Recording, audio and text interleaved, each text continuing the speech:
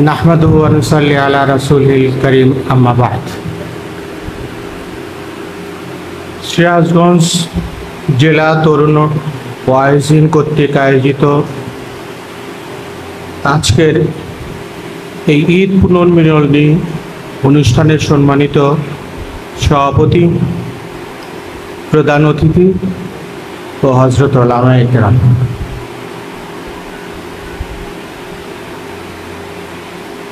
আমি সবচেয়ে বেশি আশান্বিত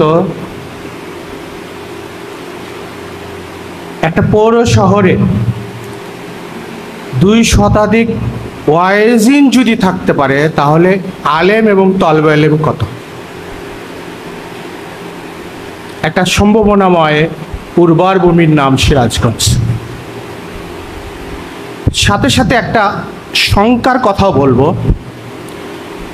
আজকে আমাদের যিনি প্রধান অতিথি ঘরে ঢুকে প্রথম একটা কথা বলছেন, হয়তো অনেকে খেয়াল করছেন অথবা করেননি, যে সিরাজগঞ্জের দিনই কাজ করার জন্য কিছু মানুষকে কন্ট্রাক্টারি দেওয়া হয়েছে, ঠিকাদারি দেওয়া হয়েছে। এটা একটা শঙ্কার কথা। হযরত ব্যাখ্যাও দিচ্ছেন এবং ওনার অভিজ্ঞতাও শেয়ার করছেন।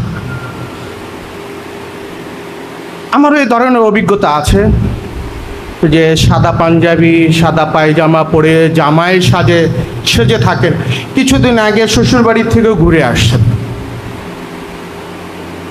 তো এটা হলো কার প্রাসঙ্গিক কথা। এখানে আমি, আপনারা সকলেই বক্তা মানে আবুল কালাম, কথার রাজা, আর এদের সামনে কালাম করে, এটা কামালিয়াত কি বাত।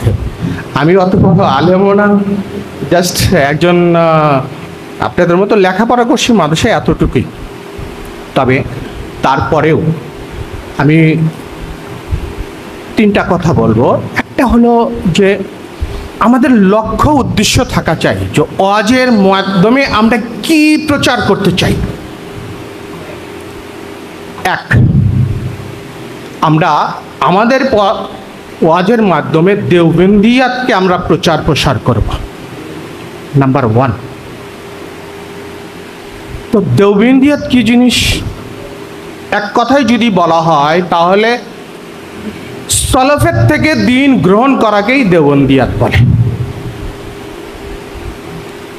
আর যদি একটু তাফসিলের সাথে বলেন তাহলে আফতাবে নবুয়ত থেকে জামানা যত দূর চলে গেছে, দিনের মাঝে কিছুটা না হলেও কিছুটা ছায়া এসেছে।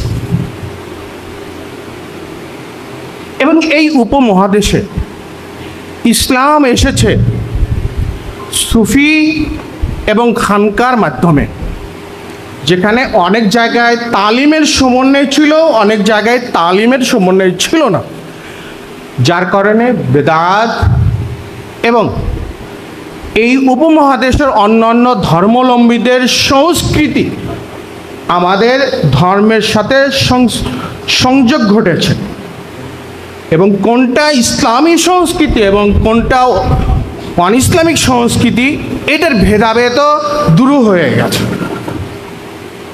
তখন হযরত শাহ ওলিউল্লাহ মুহাদ্দিস দেহলভী রহমতুল্লাহ আলাইহি থেকে নিয়ে আমাদের আকাবের দারুল উলুম দেওবন্দ পর্যন্ত দিনকে এই বেদাত মুক্ত করেছেন, এবং মাঝে কোনো কিছু বাদ দিয়ে সর্বপ্রথম সাহাবায়ে কেরাম, তাবেঈন থেকে দিনকে গ্রহণ করেছেন। এই যে তাজদিদি কাজ করেছেন, এটার নামই দেওবন্দিয়াত। দেওবন্দ প্রতিষ্ঠা হলো 1857। তাহলে এর আগে তারা যারা ছিলেন তারা কি দেওবন্দি নয়? তাহলে কি তারা বিপদগামী? কিংবা দেওবন্দিয়াতের দাওয়াত যেখানে পড়ছে নাই, তারা কি বিপদগামী? না। মূল থিমটা হলো, যে ব্যক্তি বা যারাই বা যেই দলই দিন সলফের থেকে গ্রহণ করবে, পানি ঘোলা হওয়ার আগে দিন গ্রহণ করেছেন যারা, তাদের থেকে গ্রহণ করবেন, তারাই দেওবন্দি।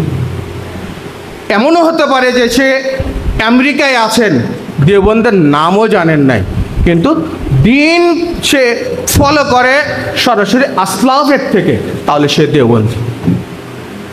অথবা খুব দেওবন্দে বসবাস করে অথচ তার মাসলাক মাশরাব এটা নয় যে দিন সলফের থেকে গ্রহণ করবে, তাহলে সে দেওবন্দ থাকার পরেও সে দেওবন্দি নয়। আমাদের প্রথম মাকসুদ হওয়া চাই দেওবন্দিয়াতের এশাআত। এর জন্য মুতালার কোনো বিকল্প নেই। আমাদেরকে প্রথমে নজরে রাখতে হবে আকাবের আসলাফের মাকতুবাত, মাওয়ায়েজ, সাওয়ানে, খুতুবাত, এবং সর্বক্ষেত্রে দেওবন্দকে কেবলা মানতে হবে, আমাকে আদর্শ মানতে হবে, তাহলেই আমি সফল হব। এক। দ্বিতীয় কথা হলো যে আমি যখন স্টেজে দাঁড়াবো, আমার মুখাতাবকে, আমার কথাটার ঢং কি হবে? আমার কথার ঢং হবে যে আমি জাতির উদ্দেশ্যে বলছি, আমার কথাটা সার্বজনীন হবে।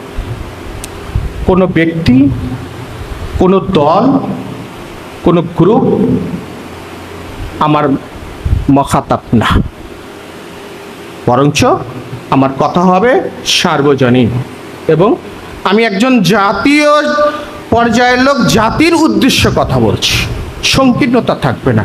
কারণ আপনার এই বক্তব্যের মাঝে তাবলিগিও আছে, আওয়ামী লীগও আছে, বিএনপিও আছে, জাতীয় পার্টিও আছে, বেদাতিও আছে, অগাইরো জালিক।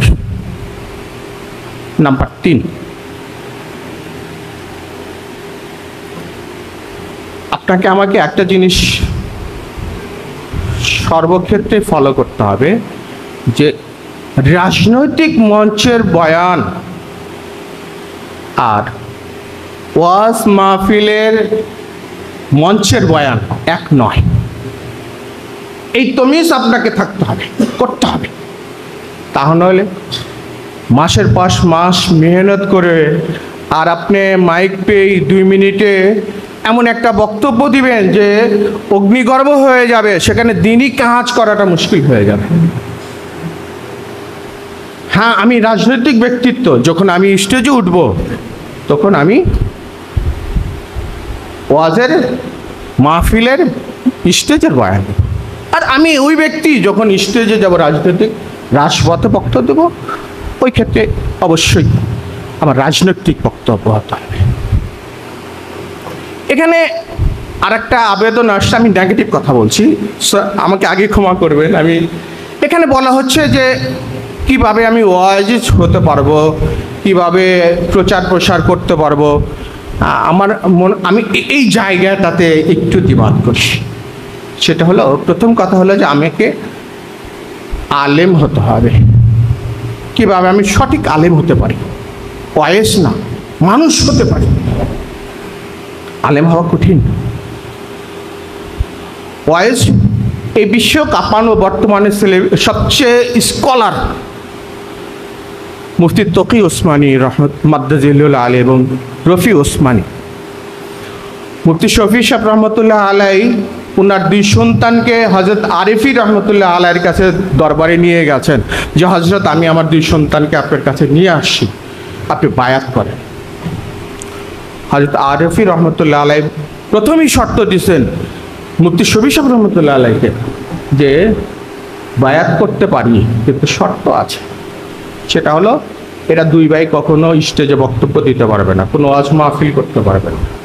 মুফতি তকি সাহেব বয়ানে বলেন যে তখন আমি প্রসিদ্ধ 8 বছর পর্যন্ত গড়াইছেন, এরপরে যে বয়ান দিয়েছেন এখন দুনিয়া কাঁপছে।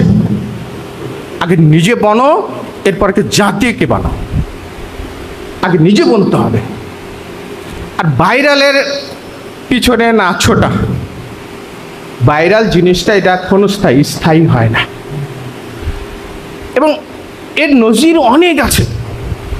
আমাদের কাসেম নানুবতী রহমতুল্লাহ আল্লাহর একটা ঘটনা আছে। এখন তো কিছুদিন আগেও পর্যন্ত আমাদেরকে খারিজি মৌলভী বলা হতো, একটা নেগেটিভ। তো এই দেশ স্বাধীনতা আনছে ও দেওবন্দি ওলামায়ে কেরাম। তো যারা ইংরেজির পক্ষে ছিল তারা আমাদেরকে মোটেও দেখতে পারতো না। পাকিস্তানের বাছের গায়েও লেখা থাকতো দেওবন্দি কাফের। তো ওখানে হযরত কাসিম নানভী রহমতুল্লাহ আলাইহির প্রোগ্রাম লাহোরে। তো ওনার সাগরেদান সবাই খুশি যে হজরত আসবেন, আর পরিবেশটাও আমাদের অনুকূলে না। তো সাগরেদা বলছেন ছোটা অনুভবে একটা। তো নির্দিষ্ট ট্রেনে নির্দিষ্ট সময় স্টেশনে যাওয়ার পরে হজরতকে আর পান না। আর সাগরেদও বলতেছে যে হজরত এমন ব্যক্তিত্ব, উনি তো ওয়াদারও বরখেলাপি করবেন না। তো কাসিম রহমতুল্লাহ কোথায়? পুরা লাহোর খোঁজ আরম্ভ করে যে কোনো হোটেলে অবস্থান নিছেন কিনা। বলছে যে কাসিম নানভী নামে কোনো মৌলভী সাহেব হ্যাঁ। তো কোনো হোটেল, সব হোটেলে বলতেছে যে না, এই নামে তো কেউ আসে নাই। তো এক হোটেলে যায় জিজ্ঞেস করার পরে বলছে যে हमारे एक मौलवी साहब आए हुए हैं लेकिन नाम तो कासिम नहीं है, उसका नाम दूसरा कोई है। অর্থাৎ কাসিম নানভী রহমতুল্লাহি আলাইহির দ্বিতীয় একটা ডাক নাম ছিল, ওই ডাক নামে এন্ট্রি করছে। তো সবাই যখন যায়া বলছে হজরত আপনি তো আগে আসেন, আমরা তো পেরেশান, আমরা তো এরকম প্রোগ্রাম বানায় রাখছি। কাসিম নানভী রহমতুল্লাহি আলাইহি জবাব দিছেন যে अगर मेरे पीछे आलिम का दब्बा ना होता तो अपने आप को इस तरह मिटाता किसी को पता भी नहीं चलता कि कासिम नाम से कोई है कि नहीं। এটা হলো কারামাতের আকাবের আসলাফের ইখলাস এবং লিল্লাহিয়াতের নমুনা। যদি এই মাকামে আমি যদি বসতে পারি তাহলে কেউ আপনাকে বানায় দিতে হবে না, আপনি নিজেই বনে যাবেন। ধন্যবাদ সকলকে।